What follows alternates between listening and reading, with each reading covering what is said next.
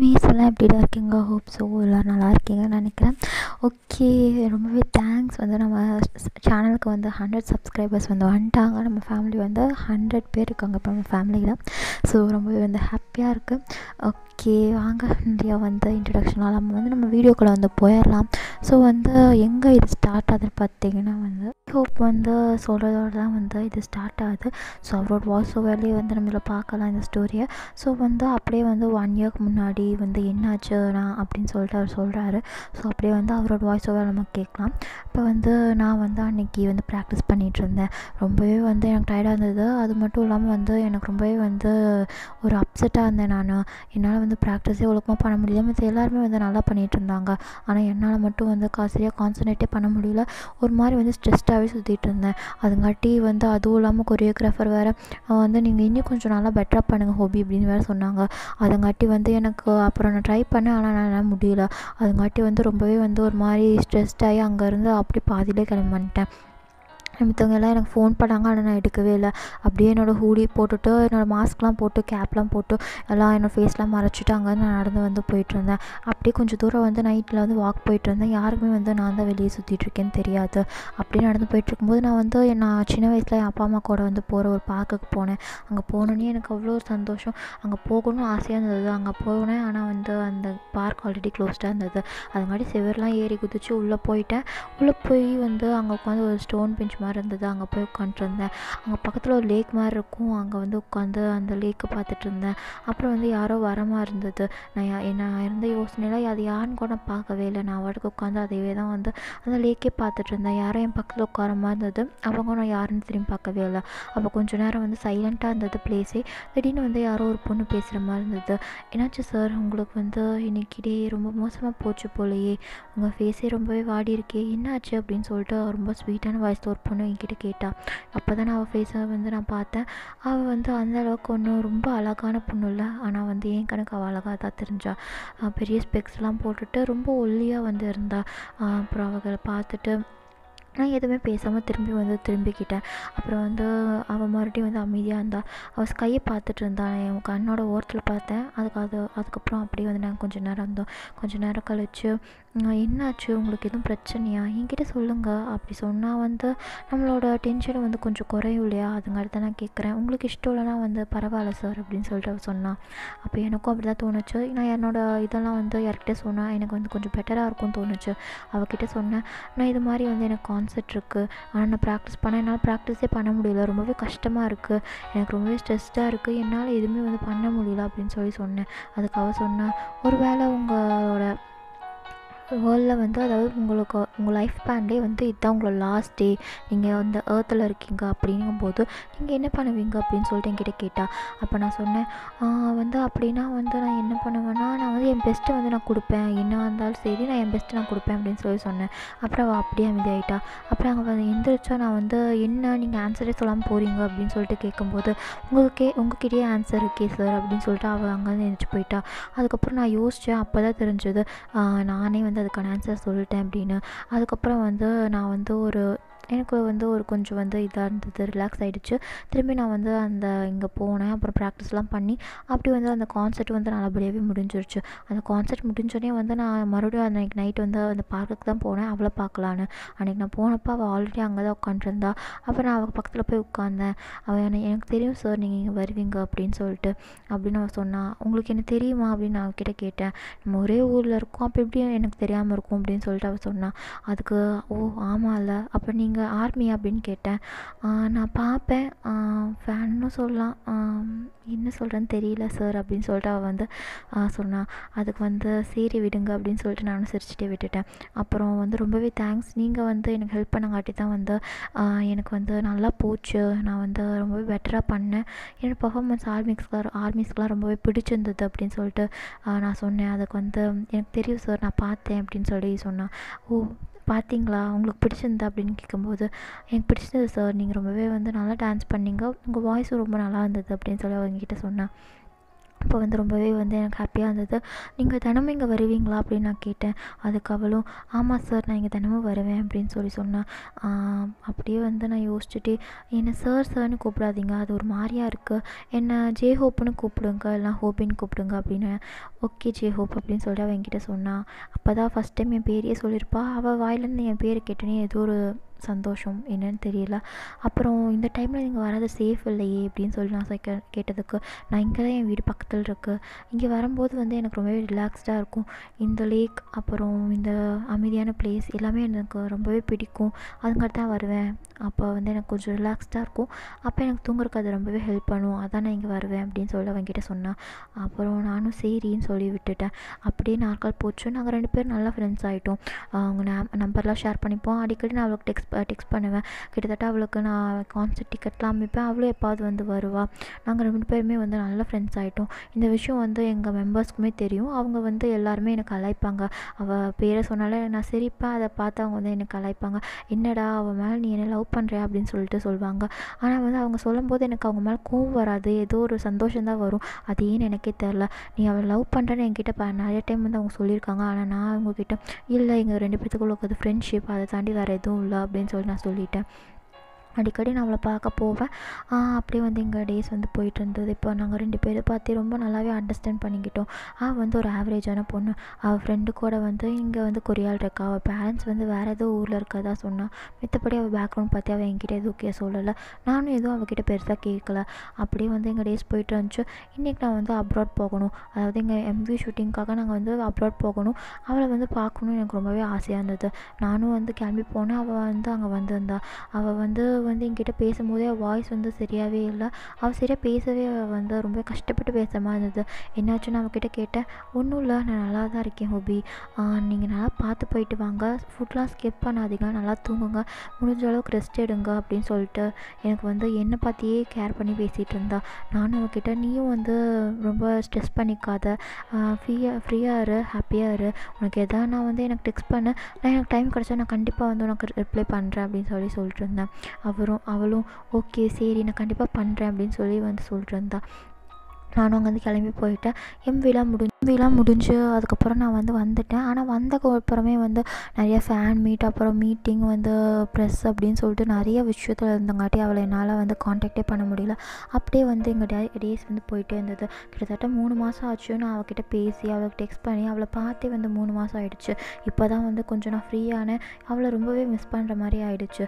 அவகிட்ட காண்டாக்ட் பண்ணணுன்னு ரொம்ப ஆசையாக இருந்தது. அதுங்காட்டி வந்து நான் வந்து அவளுக்கு வந்து ஃபோன் பண்ணேன். அவள் ஃபோன் எடுக்கலை. சரி என் மேலே கோவமாக இருப்பான்னு சொல்லிட்டு நான் அந்த பார்க்குக்கு வந்து அன்றைக்கி நைட் நான் போனேன். ஆனால் வந்து அவள் அங்கே வரவே இல்லை. நானும் அங்கேயே வெயிட் பண்ணிகிட்டு இருந்தேன் அவள் வருவான்னு. ஆனால் அவள் வரவே இல்லை. கிட்டத்தட்ட 2 o'clock ஆகிடுச்சு. இந்த டைமில் அவள் வருவாளா அப்படின்னு சொல்லிட்டு நான் இன்னுமே அங்கே தான் இருந்தேன். எனக்கு வந்து ஜிம்மின் ஃபோன் பண்ணி, அங்கே சீக்கிரம் வாங்க, இவ்வளோ லேட்டாக பண்ணாதீங்க, அவள் இன்னும் வரலையா அப்படின்னு கேட்டான். அதுக்கு நானும் இல்லைடா அவள் இன்னும் வரல அப்படின்னு சொல்லி சொன்னேன். அதுக்கப்புறம் இந்த டைமில் வந்து கண்டிப்பாக வருவான்னு எனக்கு தோணல, நீங்கள் வந்துடுங்க, நம்ம நாளைக்கு பார்த்துக்கலாம் அப்படின்னு சொல்லி சொன்னான். நானும் அதை தான் நினச்சேன். அப்புறம் அங்கேருந்து நான் கிளம்பி வந்துட்டேன். அப்புறம் அவள் அவள் வீடு எங்கே இருக்குது அப்படின்னு தேடி கண்டுபிடிச்சி அங்கே போனேன். அங்கே நான் போகிறக்கே 2 நாள் ஆகிடுச்சு. அப்புறம் அப்படியே அவள் தேடி கண்டுபிடிச்சி அங்கே போய் பார்க்கும்போது அவங்க ஹவுஸ் ஓனர்கிட்ட நான் கேட்டேன் எங்கே அவள் அப்படின்னு சொல்லிட்டு. அவங்க சொன்னாங்க அவளுக்கு உடம்பு சரியில்லைப்பா, அவளை ஹாஸ்பிட்டல் அட்மிட் பண்ணியிருக்காங்க அப்படின்னு சொல்லி சொன்னாங்க. அது கேட்டோன்னே கொஞ்சம் எனக்கு வந்து ஒரு மாதிரி ஆகிடுச்சு. சரி எதுவும் இருக்காது, சின்னதாக ஏதோ உடம்பு சரியில்லாமல் இருக்கும் அப்படின்னு சொல்லிட்டு கொஞ்சம் மனசு தேடிட்டு அங்கே போனேன். அங்கே போய் பார்க்கும்போது அவள் ஃப்ரெண்டுன்னு நினைக்கிறேன், அவள் வந்து அங்கே நின்றுட்டு இருந்தா அவள் ரூமுக்கு முன்னாடி. அப்போ டாக்டர்கிட்ட பேசிகிட்டு இருந்தா. என்னை பார்த்தோன்னே வந்து அப்படியே அழுதுட்டு அங்கேருந்து போயிட்டா. ஏன் அவள் அழுகுறான்னு வந்து எனக்கு மனசில் ஒரு மாதிரி கேட்டுச்சு, கொஷின் வந்துச்சு. ஆனால் அதெல்லாம் ஒன்றும் இருக்காதுன்னு சொல்லிட்டு நான் அவள் ரூமுக்கு போனேன். அவள் வந்து அங்கே படுத்துட்டு இருந்தா. அவள் பார்க்க ரொம்பவே வந்து ஒல்லியாயிட்டா. அவள் முகம்லாம் ரொம்ப வாடி இருக்குது. கிட்டத்தட்ட ரொம்ப வந்து உடம்பு சரியில்லாத மாதிரி. அவள் சாப்பிட்டே ரொம்ப நல்லா சாப்பிட்டு ரொம்ப நாள் ஆன மாதிரி இருந்தது. ஆனாலும் என் கணக்கு அவள் ஏஞ்சல் மாதிரி தான் தெரிஞ்சா. அவள் பக்கத்தில் போனேன், அவள் கையை பிடிச்சேன். அவள் வந்து நல்லா தூங்கிட்டு இருந்தா. அதுங்காட்டி அவள் எந்திரிக்கவே இல்லை. கரெக்டாக அப்போ தான் டாக்டரும் வந்தாங்க. நீங்கள் தான் பேஷண்ட்டோட அட்டெண்டரா, இந்த பில்லை போய் பே பண்ணிட்டு வாங்க அப்படின்னு சொல்லி சொன்னாங்க.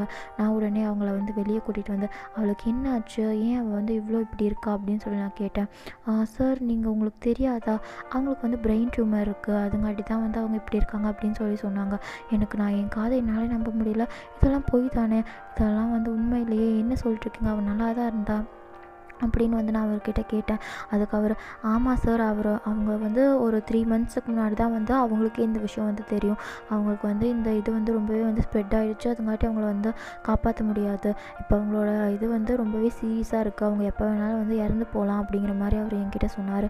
அதை கேட்டோன்னே நான் நம்பவே முடியல. என்ன சொல்லிட்டுருக்கீங்க, நீங்கள் வந்து போய் தான் சொல்கிறீங்க, எனக்கு நல்லா தெரியும். அவள் வந்து நான் இத்தனை நாள் நல்லா தான் இருந்தேன், என்கிட்ட நல்லா தான் பேசிகிட்டு இருந்தா அப்படின்னு சொல்லிட்டு நான் அவர்கிட்ட கேட்டேன். இல்லை சார், நான் சொல்கிறேன் நம்புங்க அப்படின்னு சொல்லிட்டு சொன்னார். அதுக்கு நான் சொன்னேன், பரவாயில்ல, எவ்வளோ பெரிய டாக்டராக இருந்தாலும் சரி, எவ்வளோ பணம் செலவானாலும் சரி, அவளை எப்படியாவது காப்பாற்றிடுங்க. நான் எவ்வளோ வேணாலும் பணம் செலவு பண்ணுறேன், எவ்வளோ பெரிய ஸ்பெஷலிஸ்ட்டாக இருந்தாலும் சரி, இங்கே கூட்டிகிட்டு வாங்க அப்படின்னு சொல்லி நான் அவர்கிட்ட வந்து கெஞ்சிட்டு இருந்தேன். ஆனால் அவர் வந்து, இல்லை சார், இது வந்து இன்க்யூரபிள் டிசீஸ், அதுங்காட்டி இதை வந்து க்யூர் பண்ணவே முடியாது. அதுங்காட்டி வந்து புரிஞ்சுக்கோங்க, எல்லா டிசீஸும் வந்து நம்மளால் க்யூர் பண்ண முடியும்னு சொல்ல முடியாது. இதுவும் வந்து அதில் ஒரு டிசீஸ் தான் அப்படின்னு சொல்லிட்டு என் ஷோல்டரில் தட்டி கொடுத்துட்டு அங்கேருந்து போயிட்டார். நான் வந்து அங்கே உட்காந்து அழுன்னு அழுதேன். என்னால் வந்து அதை நம்பவே முடியல. இத்தனை நாள் நல்லா இருந்தவ இப்போ எப்படி வந்து இவளுக்கு இப்படி ஆச்சுன்னு சொல்லிட்டு என்னால் அதெல்லாம் தாங்கவே முடியல. நான் அழுதுட்டு இருக்கும்போது அவள் ஃப்ரெண்டாக என்கிட்ட வந்தா. அவள் வந்து கையில் ஒரு டைரி வச்சுருந்தா. அதை என்கிட்ட கொடுத்து, இது வந்து யோன் உங்களுக்காகவே எழுதுனது, படிங்கன்னு சொல்லி என்கிட்ட கொடுத்துட்டு அழுதுகிட்டே அங்கேருந்து போயிட்டா. அதை நான் ஓப்பன் பண்ணேன். ஃபஸ்ட் பேஜ்லேயே, ஹாய் ஹோபி, எப்படி இருக்க, நீ இது படிக்கும்போது வந்து நான் இருப்பேனா இல்லையான்னு கூட எனக்கு தெரியல, ஆனால் நான் அது சாகறக்குள்ளே எப்படியாவது வந்து உன்னை பார்த்துடணுன்னு எனக்கு வந்து ரொம்ப ஆசையாக இருக்குது அப்படின்னு சொல்லி அதில் இருந்தது. அப்புறம் அப்படியே நான் வந்து அதை கண்டினியூ பண்ணேன். அதில் வந்து என்ன இருந்ததுன்னா, எனக்கு வந்து அம்மா அப்பாலாம் யாரும் இல்லை, அவங்க இருந்தாங்க, ஆனால் அவங்களுக்கு நான் தேவையில்லைன்னு சொல்லி என்னை விட்டுட்டு போயிட்டாங்க. நான் தனியாக தான் இருந்தேன். என் ஃப்ரெண்டு கூட தான் வந்து தங்கிட்டு இருக்கேன். என்னோட லைஃபே வந்து ரொம்பவே டார்க்காக இருந்தது. எனக்குன்னு யாருமே இந்த லைஃப்பில் இல்லை, என்னை வந்து கேர் பண்ணிக்கிறதுக்கு. நீ நல்லா இருக்கியா, சாப்பிட்டியா, தூங்குனியான்னு சொல்லி ஒரு வார்த்தை கேட்குறக்கு கூட இந்த வேர்ல்டில் எனக்குன்னு யாருமே இல்லை. அன்றைக்கி ஃபஸ்ட் டைம் உன்னை பார்த்தேன். அப்போவே வந்து அதுக்கு முன்னாடியே எனக்கு உன்னை நல்லாவே தெரியும். கிட்டத்தட்ட சொன்னேன்னா வந்து நீ தான் வந்து என் பையர்ஸே. நான் உன்னை பார்க்கணுன்னு ரொம்பவே ஆசைப்பட்டேன். ஆனால் எனக்கு இருந்த கஷ்டத்தால் என்னால் உன்னை பார்க்க முடியல. ஆனால் வந்து நான் உன் கான்சர்ட்க்கு ஒரே ஒரு டைம் வந்து வந்திருக்கேன். ரொம்ப தூரத்தில் உன்னை பார்த்தேன். நிறைய ஆர்மி சொன்ன பேர் சொல்லி கத்திட்டு இருந்தாங்க. அதில் நான் வந்து ஒரு டாட் மாதிரி தான் தெரிஞ்சேன். அப்புறம் கான்சர்ட்லாம் முடிச்சுட்டு நான் வந்துட்டேன். அப்புறம் தான் வந்து ரொம்ப நாள் கழிச்சு நான் ஃபஸ்ட் டைம் வந்து அன்றைக்கி பார்த்தேன். என் மனசில் அப்படியே வந்து உன் பக்கத்தில் வந்து உட்காந்துனே அவ்வளோ பட்டாம்பூச்சி பறந்தது. அப்போ தான் உன் ஃபேஸே நான் நோட் பண்ணேன். அது நீ தான் அப்படிங்கிறது கன்ஃபார்ம் பண்ணனே எனக்கு அவ்வளோ சந்தோஷமாக இருந்தது. நான் ஏதோ வந்து என் லைஃப்லேயே வந்து ரொம்ப பெரிய ஏதோ அச்சீவ் பண்ண மாதிரி அவ்வளோ சந்தோஷம். அப்போ வந்து நீ சோகமாக இருக்கதே நான் நோட் பண்ணி எதுவும் இது இல்லாமல் கேஷுவலாக நம்மளோட கான்வர்சேஷன் ஸ்டார்ட் பண்ணேன். நீயும் ஓப்பன் அப் பண்ண. அப்படியே நம்ம ஃப்ரெண்ட்ஸ் ஆனோம். நீ கூட பேசும்போதெல்லாம் வந்து நான் கனவு கண்டிருக்கேனா அப்படின்லாம் எனக்கு தோணும். நிறைய டைம் என்னை நானே கிள்ளி கூட பார்த்துருப்பேன். ஆனால் வந்து எல்லாமே உண்மை தான். நீ என் லைஃப்பில் ஒரு ட்ரீமாக இருந்த, என்னோடய டார்க்னஸில் நீ ஒரு சன்ஷைனாக இருந்த. நீ வந்து இந்த எல்லாத்துக்குமே வந்து ஹோப் எல்லாத்தோட ஆர்மிஸோட எல்லா ஹார்ட்லேயுமே நீ வந்து ஒரு பெரிய ஹோப்பாக தான் இருந்த. உண்மையை சொல்லணுன்னா அது உண்மை தான். என் ஹார்ட்லேயும் நீ பெரிய ஹோப் தான். எனக்கு வந்து முன்னாடியே தெரியும் எனக்கு இந்த மாதிரி வந்து பிரெயின் டியூமர் இருக்குது அப்படிங்கிறது. இருந்தும் நான் அதை பற்றி யார்கிட்டையும் சொல்லலை. எனக்கு தெரியும் இதை வந்து க்யூர் பண்ண முடியாது. என்ன தான் ஆப்ரேஷன்லாம் பண்ணாலும் கூட நான் வந்து பிழைக்கிறதுங்கிறது வந்து ரொம்பவே வந்து அதுக்கான சான்சஸ் வந்து கம்மியாக இருக்குன்னு எனக்கு நல்லாவே தெரியும். அதுங்காட்டி தான் இதை பற்றி நான் யார்கிட்டையுமே சொல்லாமல் விட்டுட்டேன். என்னைக்காவது ஒரு நாள் உன்னை பார்ப்போம், நம்ம வந்து பேசுவோம் அப்படின்னு நான் நினச்சேன். ஆனால் வந்து நீயே என்னை பார்ப்ப, நம்ம 2 பேரும் ஃபோன்லலாம் பேசிப்போம் அப்படிங்கிறனால நான் நினைக்கவே இல்லை. நீ வந்து என்னை ஃப்ரெண்டாக தான் நினைக்கிறேன், எனக்கு நல்லா தெரியும். ஆனால் எனக்கு வந்து நீ அப்படி இல்லை ஹோபி. நான் வந்து உன்னை லவ் பண்ணுறேன், ரொம்ப நாளாக லவ் பண்ணுறேன். இந்த மனசில் வந்து எவ்வளோ பெயின் இருக்குதுன்னு எனக்கு மட்டும்தான் தெரியும். ஆனால் அந்த பெயின்லேயும் வந்து ஒரு ஹாப்பினஸ் இருக்குது. அந்த ஹாப்பினஸ்ஸே நீ மட்டும்தான். என் லைஃப்பில் வந்து நான் ரொம்ப டார்க்னஸில் இருந்தப்போ எனக்கு வந்து ஹெல்ப் பண்ண ஒரே லைட் வந்து நீ மட்டும்தான். நீ என் லைஃப்பில் வந்தக்கப்புறம் தான் என் லைஃபே வந்து ஹாப்பியாக இருந்துச்சு. நான் வந்து முதல்ல எப்போ தான் செட்டு போகலாம் அப்படின்னு நான் நினச்சிட்டு இருந்தேன். ஆனால் நீ வந்தக்கப்புறம் இன்னும் ஒரு நாள் வாழக்கூடாதான்னு வந்து காட்கிட்ட தினமும் ப்ரே பண்ணிப்பேன். ஏன்னா நீ என் கூட பேசுவியே, அதுங்காட்டி தான் அப்படின்னு சொல்லி அதில் இருக்குது. அதெல்லாம் படிக்கும்போது என் கண்ணிலேருந்து தண்ணி வந்து ஊற்றிட்டே இருந்தது. என்னால் வந்து தாங்கவே முடியல. இப்போல்லாம் ஒரு பொண்ணு நம்மளை லவ் பண்ணுவாளா அப்படின்னு சொல்லி அவ்வளோ ஏக்கமாக இருந்தது. அது ஏன் அவள் என்கிட்ட சொல்லவே இல்லைன்னு அவள் மேலே வந்து கோவமாக இருந்தப்போ எனக்கு அவள் ஏன்டா இப்படி சொல்லலைன்னு வருத்தமாகவும் அழுகையும் தான் வந்தது. என்னால் எதுவுமே தாங்கிக்க முடியல. நான் வந்து இப்போ வந்து அப்புறம் வந்து அப்படியே அதை கண்டினியூ பண்ணேன். அப்புறம் அதில் எழுதியிருந்தா நான் வந்து எனக்கு வந்து இப்போ முடியல, என்னால் பேச முடியல, என்னால் நடக்க முடியல, என் தலையெல்லாம் ரொம்ப வலிக்குது, என்னால் அந்த பெயினை தாங்கக்கூட முடியல. இந்த பெயினை நம்ம தாங்குறதுக்கு சிவனேன்னு சூசைடே பண்ணிடலாங்கிற அளவுக்கு எனக்கு பெயினாக இருக்கும். அப்போல்லாம் எனக்கு ஞாபகம் வர ஒரே பேர் வந்து ஜெய்ஹோப், நீ மட்டும்தான். உன் முகம் தான் எனக்கு ஞாபகம் வரும். உனக்காக இன்னும் ஒரு நாள் வந்து உயிரோட இருக்கக்கூடாதான்னு வந்து ஆசைப்படுவேன். நீ 3 மாதம் இங்கேருந்து போகிறேன்னு சொல்லி நீ சொல்லும்போது என் மனசெல்லாம் அப்படியே உடஞ்சி போயிடுச்சு. நீ 3 மாதம் கழித்து வரும்போது நான் உயிரோடு இருப்பேனா இல்லையான்னு கூட எனக்கு தெரியல. எனக்கு பயமாக இருந்தது. ஆனாலும் நீ வந்து வர வரைக்கும் என்னோடய உயிரை வந்து நான் கண்டிப்பாக வந்து உனக்காக நான் வந்து காக்க வைப்பேன் அப்படின்னு சொல்லி அதில் எழுதியிருந்தா. அதை படிக்கும்போது என்னால் வந்து எதுவுமே பேச முடியல. என் கண்ணிலேருந்து தண்ணி மட்டும்தான் வந்துட்டு இருந்தது. எதுக்காக நீ இதை என்கிட்ட மறைச்சையும், நீ இவ்வளோ பெயினையும் எதுக்காக நீ மட்டுமே சுமந்துட்டு இருந்தேன்னு தான் எனக்கு தோணுச்சு. அதோடு வந்து அவள் எழுதியிருந்தா, சீக்கிரம் வந்துடு, உனக்காக நான் வெயிட் பண்ணிகிட்ருக்கேன் அப்படின்னு. அதோடு வந்து அந்த புக்கே வந்து முடிஞ்சிருச்சு. உடனே வந்து நான் இதுக்கு மேலே வந்து அவளை டிலே பண்ண வைக்கக்கூடாதுன்னு சொல்லி நான் அந்த டோருக்கு போனேன். அந்த ஹேண்டில் ஓப்பன் பண்ணுறக்கு என்னால் முடியல. எனக்கு தைரியமே இல்லை அவளை அந்த இடத்துல பார்க்குறக்கு. ரொம்ப பயமாக இருந்தது.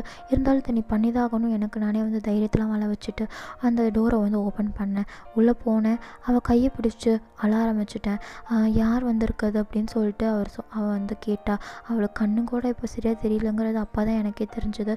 அது தெரிஞ்சோன்னே என்னால் எதுவுமே தாங்கவே முடியல. ஏன் நீ என்கிட்ட இதை சொல்லலை அப்படின்னு சொல்லி அவகிட்ட நான் கேட்டேன். அப்போ வந்து அவள் சொன்னா, வந்துட்டியா ஹோபி, நீ வர வரைக்கும் நான் இருப்பேனா இல்லையான்னு வந்து நான் பயந்துகிட்டே இருந்தேன். எப்படியோ உன்னை பார்த்துட்டேன், உங்கள் குரலை நான் கேட்டுட்டேன், இதுவே போதும் எனக்கு அப்படின்னு சொல்லிட்டு வந்து அழுதா.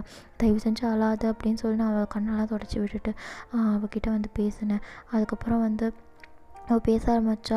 எனக்கு என்னால் இந்த பெயினை தாங்கிக்க முடியல, ரொம்ப வலிக்குது ஹோபி, இதுக்கு நான் செத்து போயிடலான்னு தோணுது. ஆனால் வந்து நான் உன்னை பார்க்குறதுக்காக தான் வெயிட் பண்ணிருந்தேன். இப்போ என் லாஸ்ட் விஷயம் வந்து கிராண்டட் ஆகிடுச்சு. கடவுள் என்னை கூப்பிட வேண்டிய நேரம் வந்துருச்சுன்னு நினைக்கிறேன். ஆனால் நான் போகிறதுக்கு முன்னாடி ஒரே ஒரு விஷயத்த உங்ககிட்ட வந்து நான் சொல்லியே ஆகணும்.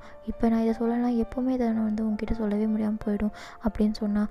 அது என்னன்னு நானும் கேட்டேன். ஐ லவ் யூ சராங்கே அப்படின்னு சொல்லிட்டு அவள் சொன்னான். அது கேட்டோன்னே என்னால் தாங்கிக்கவே முடியல. இப்போ தான் புரிஞ்சுது அவள் மேலே நான் எவ்வளோ அன்பு வச்சுருக்கேன். அந்த அன்பு ஃப்ரெண்ட்ஷிப் கிடையாது, அது லவ், ட்ரூ லவ் அப்படிங்கிறது அப்போ தான் எனக்கு தெரிஞ்சுது. அவளுக்கு ஹக் பண்ணி, தயவு செஞ்சு இப்படி பேசாத, நான் எங்கேயும் போகிறதில்ல, நீ ஏன் கூட தான் இருக்க போகிற, என்னோட லாஸ்ட் பிரீத் வரைக்கும் நம்ம 2 பேரும் சேர்ந்துருப்போம், நம்ம கை கோத்துருப்போம், நம்ம எல்லா பக்கம் போவோம், நீ எங்கெல்லாம் போகணும் ஆசைப்படுறியோ அங்கே எல்லாம் நம்ம போகலாம் அப்படின்னு சொல்லி நான் அழுதுட்டு இருந்தேன். இல்லை ஹோபி, எனக்கு அந்த டைம் வந்துருச்சு. காட் வந்து என்னை திருப்பி கூப்பிட வேண்டிய நேரம் வந்துருச்சு. இந்த பெயின்லேருந்து நான் போகிறேன். இனிமேல் எனக்கு இந்த பெயின்லாம் நான் ஃபீல் பண்ண மாட்டேன். இந்த பெயின்லாம் நான் தாங்க வேண்டிய அவசியம் இனிமேல் இல்லை அப்படின்னு சொல்லி சொன்னான். அப்போ வந்து நீ என்னை லவ் பண்ணுறியா அப்படின்னு அவங்கக்கிட்ட கேட்டா.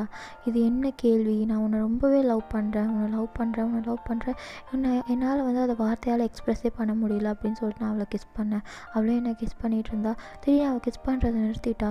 அதுக்கப்புறம் வந்து ப்ளீஸ் இப்படி இருக்கக்கூடாதுன்னு என் மனசில் நினச்சிட்டு அவளை என் கண்ணை ஓப்பன் பண்ணி பார்த்தேன். அவள் என்னை கிஸ் பண்ணல. அவள் என் கையை பிடிச்சிட்டு இருந்தா. அந்த கை கூட அந்த கீழே போட்டுட்டா. அதை பார்த்து, நீ இல்லை இது கனவு தானே, தயவு செஞ்சு எந்திரிச்சிடியோ, நீ தூங்கிட்டு தானே இருக்க, எனக்கு தெரியும் நீ தூங்குறன்னு, தயவு செஞ்சு எந்திரின்னு வந்து அவளை வந்து எழுப்பிட்டு இருந்தேன். ஆனால் அவள் தூங்கிட்டா நிரந்தரமாக. அதை என்னால் வந்து தாங்கிக்கவே முடியல. ரொம்பவே மனசெல்லாம் கஷ்டமாக இருந்தது. என்னால் வந்து என் அழுகை கண்ட்ரோலே பண்ண முடியல. அவளை அப்படியே ஹக் பண்ணிட்டு, ப்ளீஸ் நீ எந்திரிச்சிருன்னு அவ்வளோ அழுதேன். ஆனால் அவள் எந்திரிக்கவே இல்லை. எனக்கு ரொம்பவே கஷ்டமாக இருந்தது. அப்புறம் வந்து அவள் வந்து எனக்காக ஒரு லெட்டரை வந்து விட்டுட்டு போயிருக்கா. அந்த லெட்டரை நான் படித்தேன்.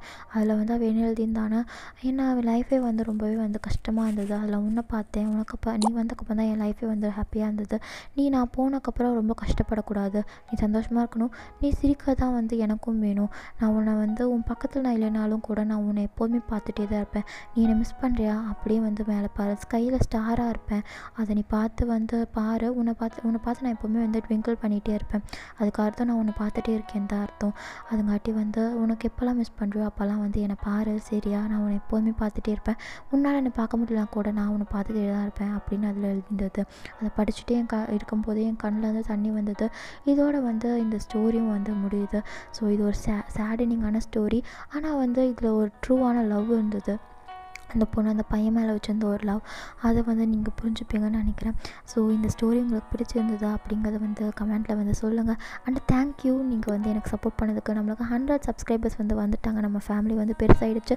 எனக்கு வந்து ரொம்பவே ஹாப்பியாக இருக்குது. இது எப்படி நான் வேர்ட்ஸால் சொல்கிறதுனே எனக்கு தெரியல. இருந்தாலும் வந்து தேங்க்யூ. ஒருத்தங்க வந்து என் பையஸ் யாருன்னு கேட்டிருந்தீங்க. என் பையஸ் வந்து ஜேகே. அப்புறம் என்னோடய இன்ட்ரோ வந்து என்னென்னா, பெருசாலாம் எனக்கு இன்ட்ரோ இல்லை. அதுங்காட்டி வந்து அதை வந்து நான் 1K சப்ஸ்கிரைபர்ஸ் வந்து நான் சொல்கிறேன். அப்புறம் வந்து என்னோடய நேம் வந்து கேட்டிருந்தாங்க. என் நேம் வந்து திவ்யா. அண்டு வந்து என்னோடய ஏஜ்லாம் வந்து நமக்கு 1K சப்ஸ்கிரைபர்ஸ் வந்து நான் வந்து இதெல்லாம் வந்து நான் சொல்கிறேன்டா. அப்புறம் என்னோடய ஃபேவரட் கண்ட்ரி கேட்டிங்கன்னா, நான் போகணும்னு ஆசைப்படுற கண்ட்ரினா கண்டிப்பாக சவுத் கொரியா தான் இருக்கும். நான் எனக்கு மட்டும் இல்லை, எல்லா ஆர்மிஸ்க்கும் வந்து அங்கே தான் போகணும்னு ஆசையாக இருக்கும். அப்படி அங்கே போக முடியல அப்படின்னா வந்து நான் வேறு எங்காவது நான் ரொம்ப போகணும்னு ஆசைப்படுற கண்ட்ரி அப்படின்னு பார்த்திங்கன்னா வந்து சுவிட்சர்லாண்டுக்கு போகணும்னு ஆசைப்பட்றேன். ஏன்னா அங்கே வந்து ரொம்பவே நல்லா க்ரீனிஷாக நல்லாயிருக்கும். அதுங்காட்டி நாங்கள் போகணும்னு ஆசைப்பட்றேன். ஸோ அதான் வந்து என்கிட்ட வந்து கேட்ட நீங்கள் கொஸ்டின்ஸ் Q&A வீடியோ போடுங்கன்னு சொல்லியிருந்தீங்க. ஆனால் இவ்வளோ தான் கொஸ்டின்ஸ் இருந்தங்காட்டி இந்த வீடியோவில் அதையும் போட்டுட்டேன். ஸோ உங்களுக்கு இந்த வீடியோ பிடிச்சிருந்தா சொல்லுங்கள். அண்ட் இந்த ஸ்டோரி பற்றி நீங்கள் என்ன நினைக்கிறீங்க அப்படிங்கிறது கண்டிப்பாக சொல்லுங்கள். சராங்கே போராஹே family, bye, love you all, take care, bye bye, பாய்டா.